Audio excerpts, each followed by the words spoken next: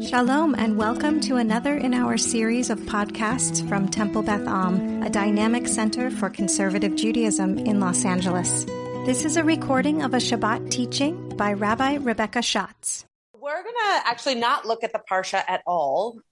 We are going to look at texts on how Jews deal with refugees. So this Shabbat is, I think, the 6th annual highest refugee Shabbat. And though I have not worked at Temple Beth Am for 6 years, I know that this has been a meaningful Shabbat for our social action committee, and especially to Tyson and Rachel Rubin Green in the most recent past, in terms of putting together meaningful learning and exposure to what it means for Temple Beth Am to be involved in both the refugee crisis, but also in making sure that we as Jews are learning what it means to take care of the stranger and take care of especially a stranger who is in need of refuge. So we're going to look at a few texts. Now, I put a lot of texts on this source sheet and we're not going to get to all of them. So depending on how the conversation goes, we might get to even fewer of them than I expect. But I wanted you to have them. And there are obviously many more that are not on this source sheet that talk a lot about this as something that's important to Jewish tradition, and also in terms of the mitzvot that we carry around with us, which is connected to this past week's parsha, right? Connected to the idea of receiving commandments and how we then follow them. So if everyone can take, I think there should be enough for everybody to have one. I honestly don't remember how many copies I made, but start with everybody taking one. And if we need to shuffle them around, we can.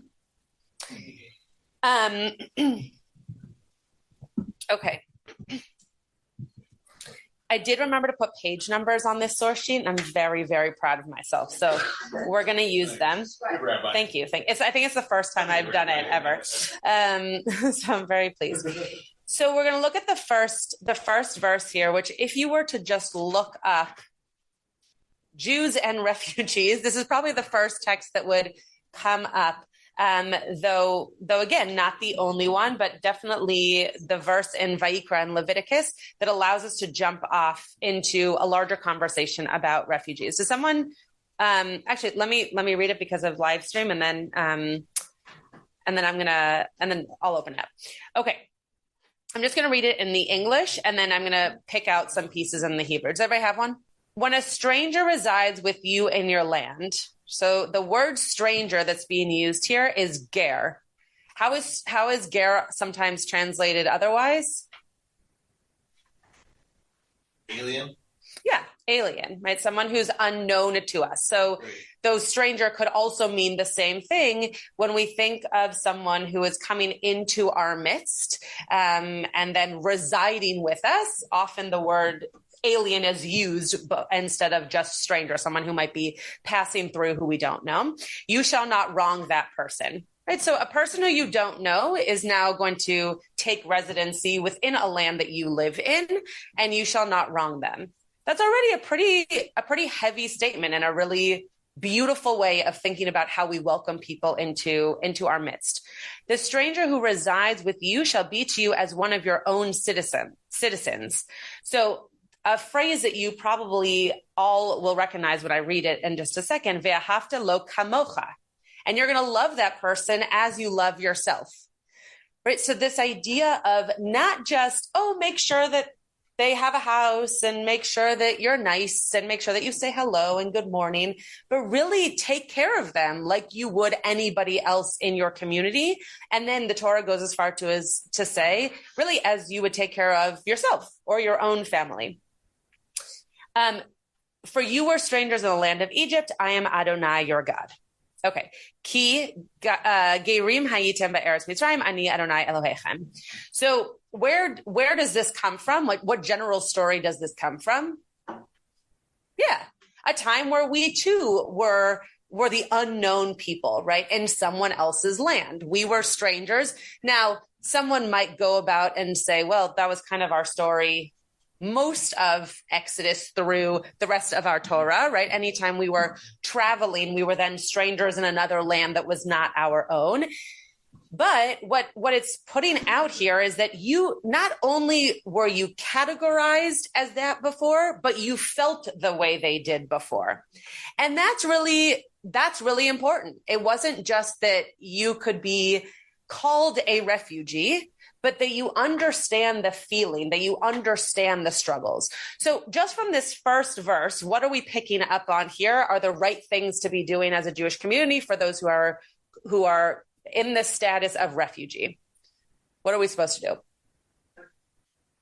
No xenophobia. Okay, so don't be xenophobic, which is kind of what Nina said. But don't keep people out just because they are unknown to you or foreign to you. Great. Anything else? Treat them like Yeah. citizens, Great. like they're part of the community. Fabulous. So if we were going to put this into the language of our own community, whether that's Temple Beth Am or your neighborhood, what would that look like?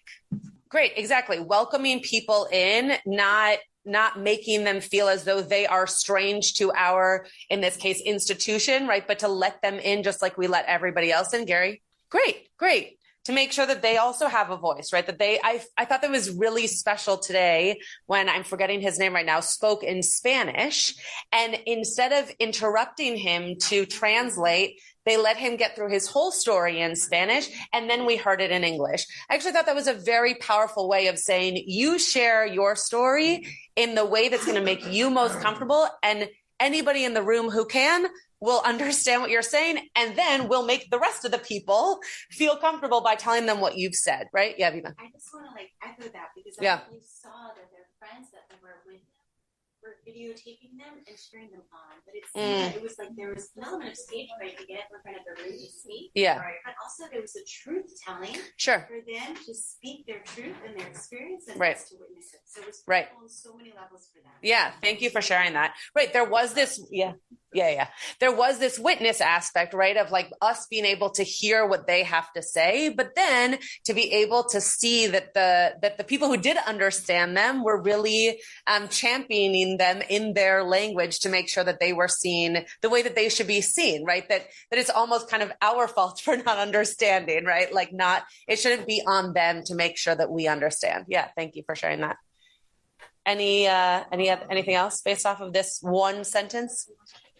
Okay, so I just put here in this box, just so that you kind of have statistics, right? This is one of the 36 times that we come up to this mitzvah of caring for the stranger. So you probably all heard that before. It often comes out when we're sharing the Pesach story, right? This number 36 is a very large number, right? That this is something that is clearly very important to our Torah and important to the way that we understand our story as a way of sharing in other people's stories. Okay, we're going to look at the Mishnah Torah, which is Rambam, Maimonides' text. And I'm not going to actually read the whole thing. I'm just going to read the beginning, but you can see that the second half, which I'm not going to read through, is different texts, different quotes that he's using to prove the point that I will read out loud. Redeeming captives takes precedence over feeding and clothing the poor. It's a pretty bold statement, right? And one that we wouldn't necessarily put before the feeding and clothing of the poor. Why do you think that? Why would we think clothing and feeding the poor would be the priority? Okay, so people are in pain and that's an immediate need, right? So we're taking care of that. Why else? Right. So what Donna just said is exactly what I was thinking as well, that captives often are thought of, or not necessarily seen, and therefore not always thought of, right? That it might be harder to understand how to be in connection with them, whereas the needy are most of the time right in front of us, whether that's because they're on the streets in modern day or because they're within our community asking for that kind of help. They're often more visible to us than captives might be. Now, I'm using the word captives here, but also trying to get us to think about those who are not fully free, right? So who in today's when we were hearing the stories today, right, from those who have gone through different types of freedom from places that were not safe for them, right? They might not be captives, but they might feel captive within their own story, within their own existence, and not free in the same way. So shvuim, like the hostages in Israel, which, by the way, there's different words for the hostages in Israel depending on how you're speaking about them. But shvuim is one of the words that's used, and obviously that is not the same as refugee, but I'm using it in the same kind of context as refugee right now in terms of their lack of attaining freedom or feeling as though they are free in a community. Okay. And there is no commandment as great as redeeming captives, for a captive is among the hungry, thirsty, naked, and is in mortal danger. And one who averts one's eye from redeeming him or her violates then all of these different quotes that come from our tradition. So what do we see here from the Rambam, which is obviously a more modern source than the Torah? What's the next step here for us in terms of understanding the stranger? It goes back to Donna's point, if I'm going to give you a little bit of a clue. Great. So there's different level of hardship to take into consideration, for sure.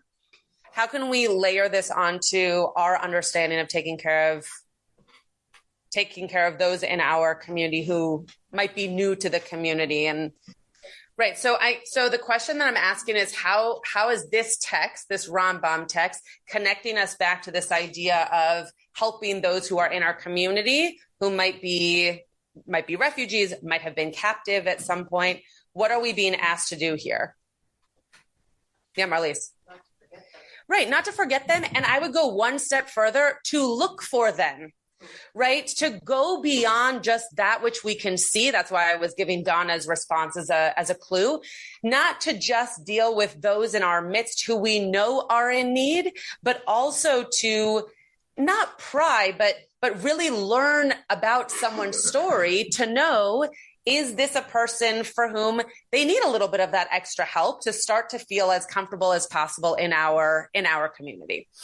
So we're gonna skip over the Psalms text and look at the Breshit text on the bottom here. This is one that you'll know well, but this comes before the Leviticus text, and it says, "Vayomer leAvram yada teda ki ger ihyeh zaracha ba'eretz." So this idea that we're already being given at the beginning of our Torah, that you should know that your offspring are going to be strangers. It's a known fact. They're going to be strangers in a land that's not theirs. And this is just foreshadowing for the rest of the Torah, really for the rest of our existence, but for the rest of the Torah, that there are going to be points in time where we are not necessarily known in the land that we end up in, that we are going to be refugees in our own existence, and they shall be enslaved and oppressed for 400 years. Okay, we're not going to get into that too much, but just this idea here that already in the beginning with Avram, when he's being told to go, right? He's being told to go to a land that will be his, but that starts off not his, right? And that he should remember that feeling. He should remember what it was like to be in a land where he needed to be taken care of, and therefore he should take care of others. Hello, welcome. That this person just left for Israel, so you can sit here if you'd like. Not to call him out, but okay. So turn the page over. We're gonna do one more. We're gonna do one more Torah text, and then I'm gonna pause to see if anybody has any thoughts to share. So in Exodus, which is in this week's this week, the one that we're in now is Parsha. You shall not wrong a stranger or oppress him, for you are strangers in the land of Egypt. Okay, this is a very known phrase. It reminds you a little bit of the first verse that we read, because again, this comes up in the Torah 36 times, right? So this is a phrase that is now coming up, but what's the difference of this phrase? You shall not wrong a stranger or oppress them, for you were strangers in the land of Egypt. How is that different than the first Leviticus phrase? Okay, so don't take advantage of their lack of knowledge. Okay, but what's the difference between the Exodus quote and the Leviticus quote? Aviva, did you want to say something?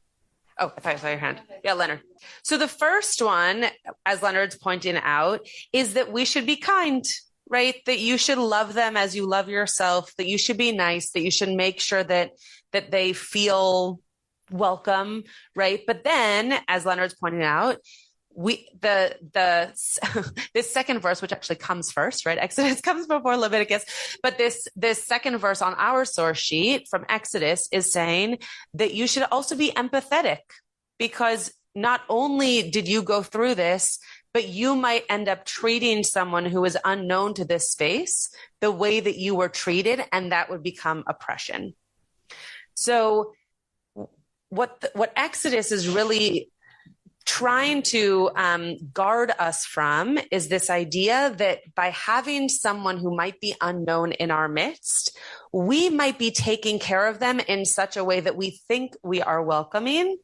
But we have to do what Leviticus says, which is love them like we love ourselves, put them on the same level. We can't just try to take care of them kind of from the bottom up because we believe that's where they are. We're actually supposed to elevate them to where we would hold our own selves, right? The standard that we would hold ourselves. So the work that Tyson and the whole team has done to make sure that the family that we took under our, I'll call it wings, to make sure that they were housed, it wasn't just, oh, here's a house, right? It was taking care of them, making sure they had medical help, making sure that if they had legal help, that we helped them with that, making sure they had rides places, right? The same things that we would do for our own children, our own relatives, because they even probably more so than our own relatives need that extra help and deserve to feel that kind of love and connection and warm embrace.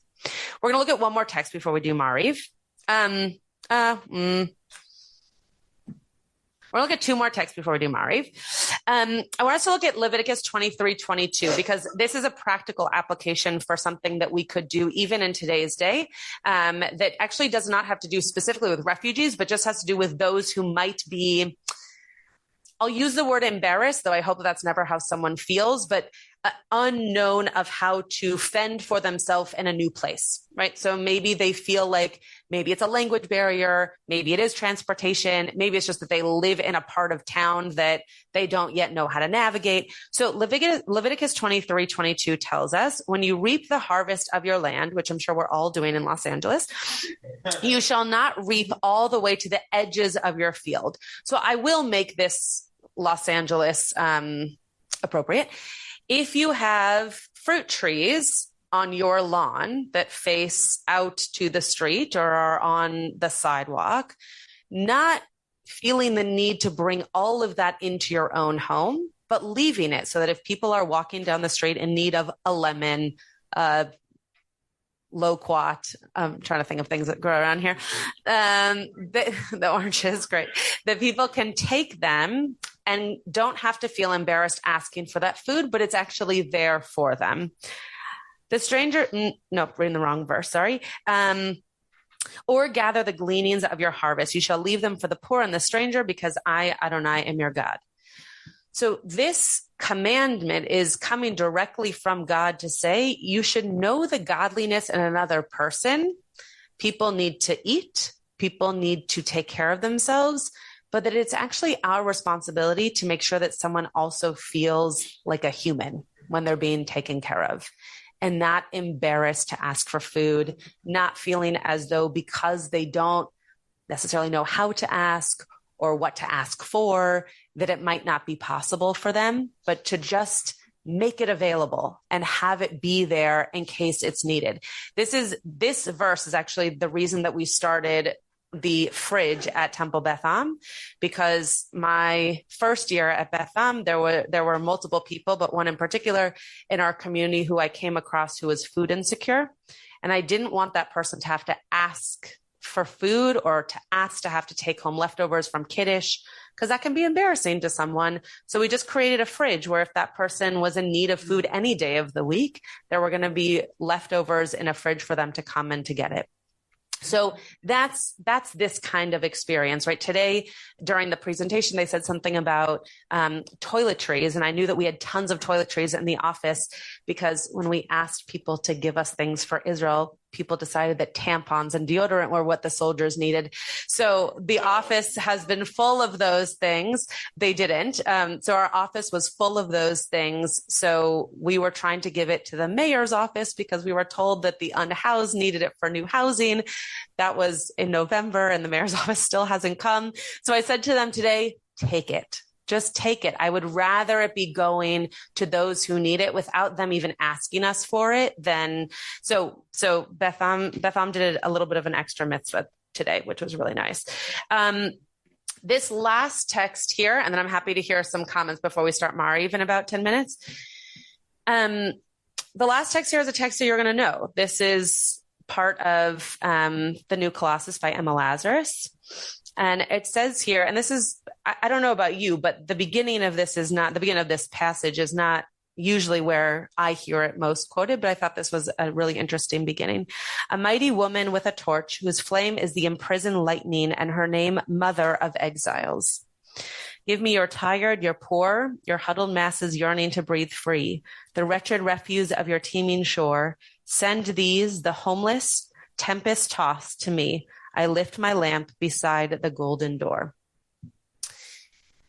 So, thoughts before I put it all together, thoughts about any of these, we didn't. That's why we had them because people just brought them, but we didn't actually have one. Yeah, Gary.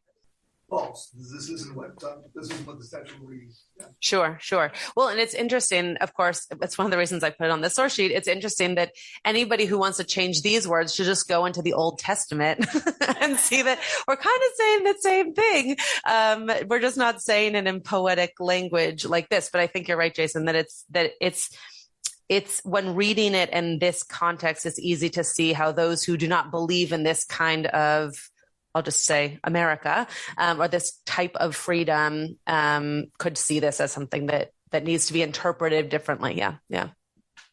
Other thoughts? Yeah, Tyson. It's not just saying if they come to you, then take care of them. It's like saying send them. Yes. Yes, beautiful. I just got chills when you said that. Yeah, exactly. That there's this idea that this torch is here because we actually want you to see that we want you, not just, oh, we might have space for you, but we want you to find us and we want you to come in, not just, as Tyson just said, not just, oh, once you're here, we'll then figure out a way to deal with you and take care of you, but rather come to us. And whoever comes, we will make sure that that you are cared for and that you are part of us. Obviously, as I'm even saying this, it's like such an ideal, right? It's not always realistic, but it's an ideal for sure. Other thoughts about the whole text sheet? Yeah, Joey. It's about the leanings. One modern example I use for myself is I see a plastic bottle or aluminum can on the ground and I don't pick it up for myself, leave it for a homeless person to find. They need CRB more than I do. That's nice. That's nice. So Joey was saying that maybe leaving some of the recycling that we might see for someone else to be able to pick up and then get some coins for. Yeah. And I think I'm going to respond, Rosa.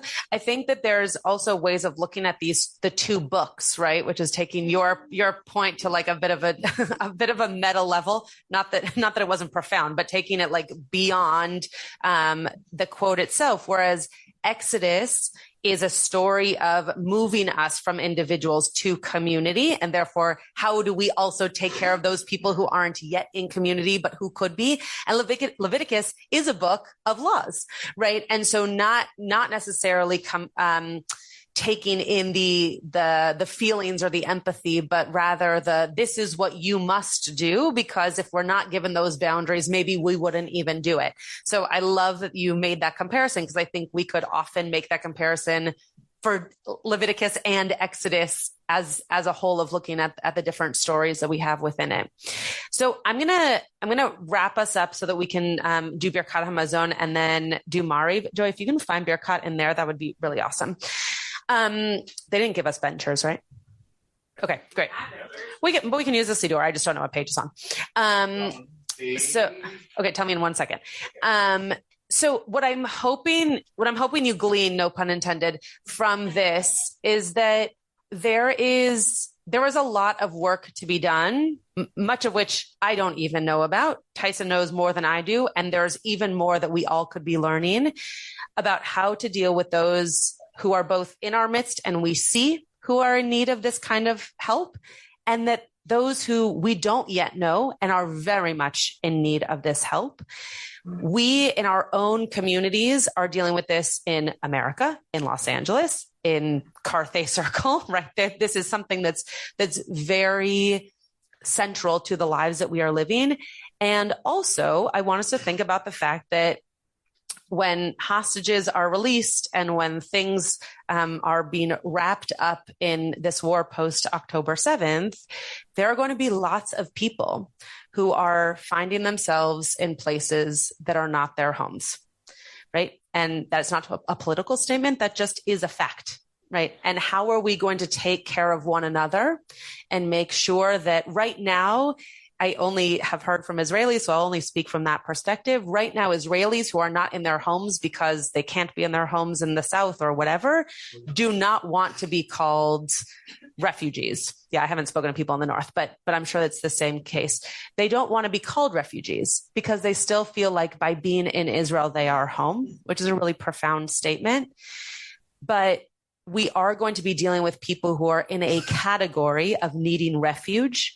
And how are we going to continue to take care of those who are in our immediate midst, but also widen our glances and widen our support to those who overseas are also going to need that same kind of love and care and feeling of being welcomed in, even if we can't be literally bringing them through our doors every week. So I hope that this gives us a perspective on how this Shabbat, hopefully from this point forward, we are doing a lot more work to be giving refuge to those who are in need of it. And I hope Parshat Mishpatim, for all of the Torah that I didn't bring on it, is a very meaningful week for all of you. You have been listening to another in our series of podcasts from Temple Beth Am, a dynamic center for conservative Judaism in Los Angeles. If you enjoy these podcasts, we invite you to write a review on the Apple Podcast site or wherever you get your podcasts. For more information about Temple Beth Am Los Angeles, go to tbala.org.